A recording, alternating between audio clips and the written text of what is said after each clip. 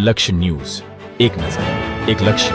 કેરાલાના કેનાલપર ગામે પીજીવીસીએલની ઘોર બેદરકારીના કારણે દેવચંદભાઈનું વીજ કરંટ લાગવાથી કમકમાટીભર્યું મોત થયાનો આક્ષેપ થયો છે. ત્યારે તે જ કેનાલપર ગામમાં ચેલાલા પીજીવીસીએલ દ્વારા ફરી બેદરકારી સામે આવી છે.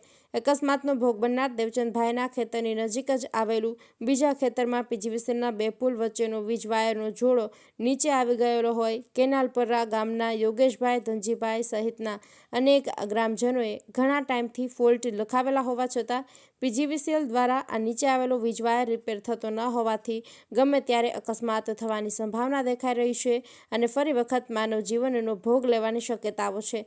ત્યારે કેનાલપરા ગામના ગ્રામજનોએ જણાવ્યું હતું કે વહેલી તકે આ નીચે આવી ગયેલા વીજવાયરનું રિપેરિંગ કરી સમારકામ થાય તેવી માગણી સાથે આક્રોશભેર રજૂઆત કરી છે. પ્રકાશ કારિયા, ચેલાલા. શું આપનું નામ છે? મારું નામ યોગેશભાઈ ધનજીભાઈ છે.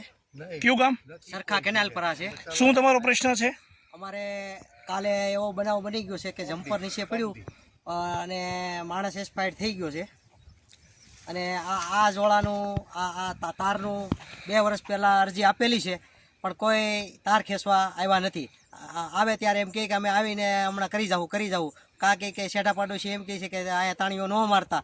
એવું કોઈ કાંઈ કહેતું નથી. બરાબર, ગમે ત્યાં તાણીઓ મારી દે તો કાંઈ કોઈને વાંધો છે નહીં, પણ તાર ખેંચવા માટે કોઈ અહીંયા આવતું નથી. એટલે જે મુજબનો તાર હોવો જોઈએ એની કરતા અત્યારે છે નહીં, આવ નીચે આવી ગયું છે. ટ્રેક્ટરવાળા આ જે ખેતરવાળા છે એ વારવારે અમને કીધા કરે છે કે ભાઈ મારા ટ્રેક્ટરને ઉપર છત્રીને આંબી જાય એમ છે, તમે આનું કાંઈ પણ કરો. આ મારો ભાઈ વિયો ગયો એમ હું વિયો જાય કે એવી રીતના કહે છે.